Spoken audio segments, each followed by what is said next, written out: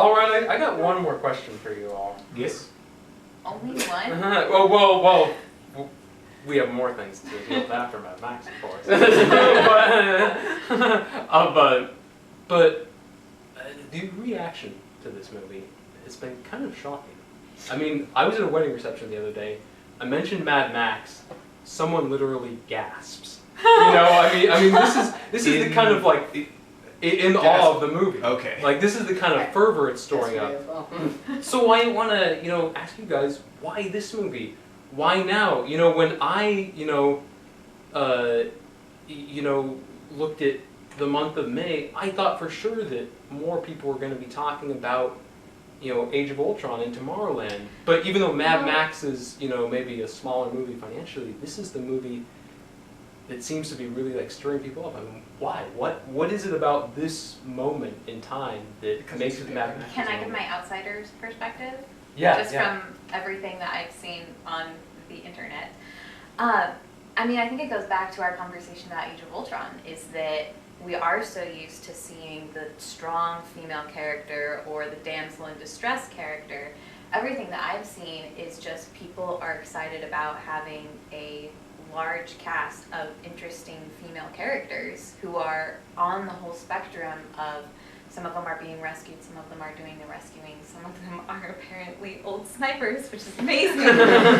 But just that it is, I mean, from everything that I've read and heard people talk about, it is very, very different from anything that we've seen. And I think from what I hear people talking about it, at least, is that that's why they're excited, is that it's something new and it's something unlike what we're used to. I agree, yeah. Patrick, sorry. I was gonna say, I think it hits a lot of the notes. It hits a lot of feminist notes. It hits a lot of, based on simple storyline. A lot of people like simple stories. I really like the original Taken.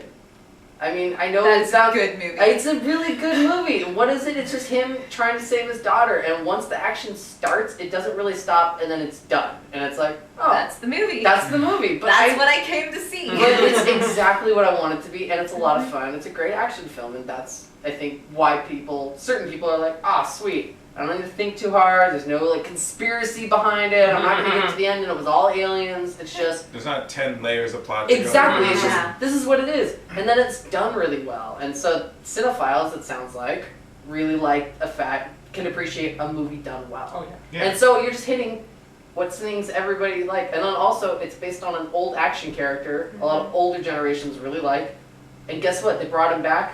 And it's good. It's like on top of everything else, it's just a good movie, and it hits all these notes really, really well. And if I can inject one more thing before we Give ask it to the people who've professionals. actually seen it.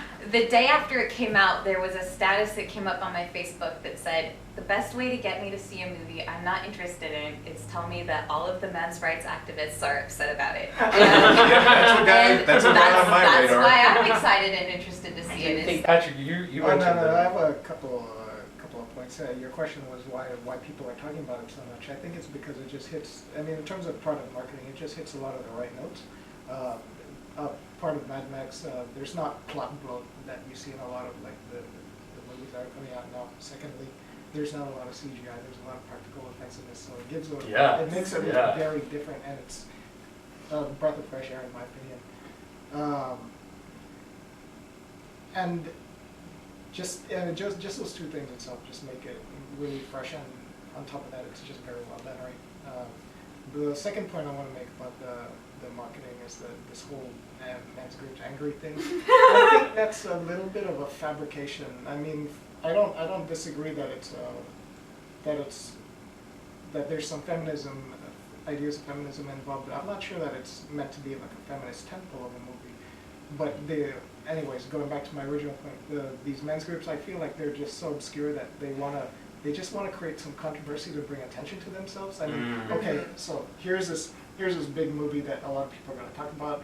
Why don't we attach our name to that so that our name is in the news as well? So I don't know. I guess I take a more cynical view of that whole controversy. Hey, So it's but more hey, of a strategy. if they appreciate deem that. it worthy But- of attaching their name to bitterly, that's still the same point. If it pisses I'm off there. these groups, I'm fine with that. Yeah. I like that. I'm gonna like this.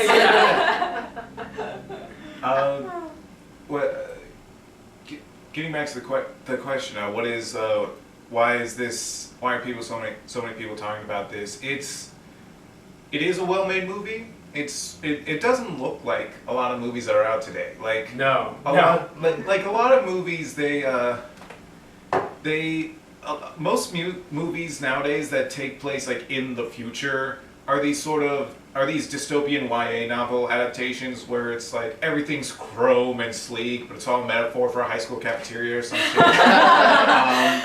Obviously. And then it's just like, we got dirt and cars and fire and dust. Lots and lots of dust. And it looks different. It looks super crazy, and it just expects the audience to go with that.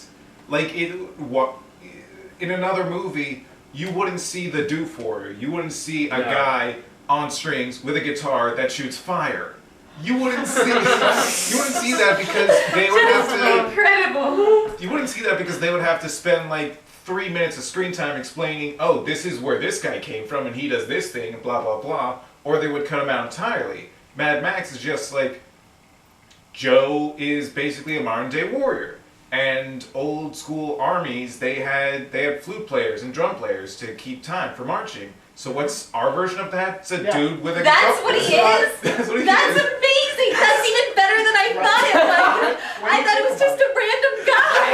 No, when you think about it, it's not silly, it's not No, nonsensical. that's If you amazing. look That at makes ancient complete societies sense. when they go to war, they had drummers and everything. That's why I'm excited about this, because it makes sense. This goes to the heart of one reason why I think this movie is such a big deal right now. It's wind the clock's back to the wonderful year of 2013 right now. Oh, 2013. Oh, so long ago. If you remember, there were a lot of sci-fi movies that came out that year, and I'm sure a lot of people thought that the best one of the year was going to be Elysium. You know, it had this political allegory, you know, Came Matt from the guy who Damon. did District 9, which Yeah. was awesome. Yeah. and then Elysium was a piece of garbage, and the best sci-fi movie of the year was about a woman who's floating in space and has to get home.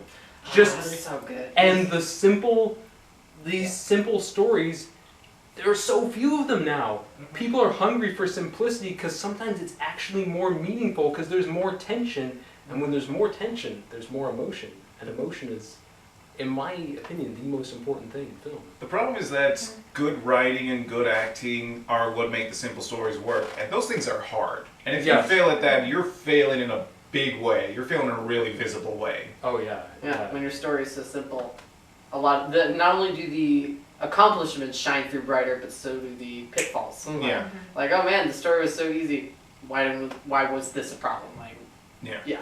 As an audience member, I don't like the screenwriters making me jump from one plot point to another so many times. Oh, yeah. There's a breaking point. Like, come on, man. I don't want to have to like.